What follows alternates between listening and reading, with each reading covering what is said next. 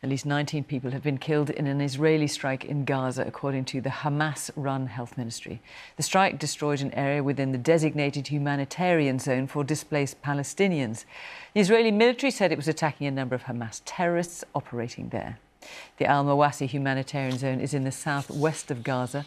It's being increasingly reduced by the Israeli army, and according to the UN, it now spans just 16 square miles. You can see from this satellite image the location of the attack. It's an area crammed with tents. With the latest, here's Lucy Williamson. They searched for survivors.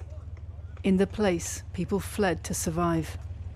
Gaza's Mawasi safe zone hit by Israeli airstrikes last night.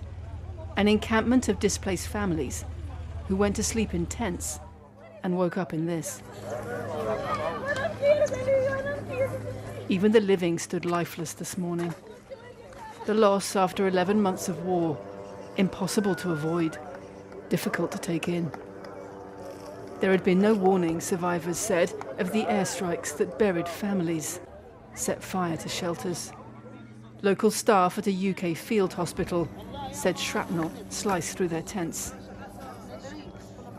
There are no fighters here, this man says, just displaced people. These are the rockets they drop on children. Aya Madi, displaced from Rafah, said she dug her 7 children out of the rubble. We woke up to nothing but sand and fire. My children were screaming, "Mama, Mama." I couldn't tell if they were alive or dead. I held my 2-month-old son, thinking he was dead, covered in sand. Thank God he was still alive. Israel's army said it used precise weapons to target 3 Hamas commanders directly involved in the 7th of October attacks.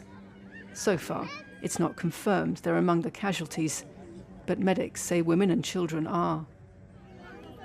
Today they wrapped 3-year-old Aline in a plastic sheet for burial. Her mother and her aunt both pinned to the floor in grief. Israel has bombed the Mawasi safe zone several times before, blaming Hamas for using it as cover and raising questions over whether that grim calculation is breaking international law. Lucy Williamson, BBC News, Jerusalem.